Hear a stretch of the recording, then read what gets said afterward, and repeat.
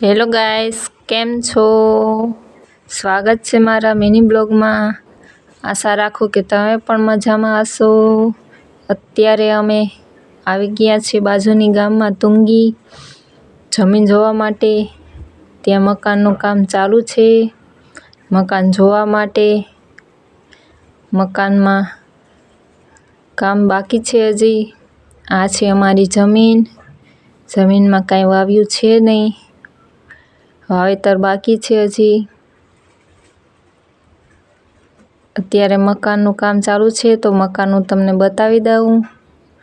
આ છે અમારો દરવાજો રૂમનો સ્ટાર્ટિંગનો.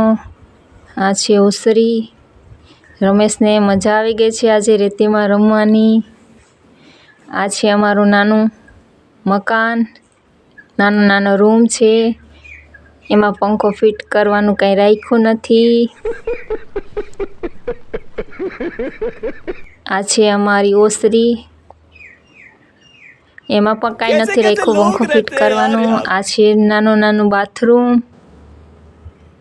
એમાં પણ કામ ચાલુ છે.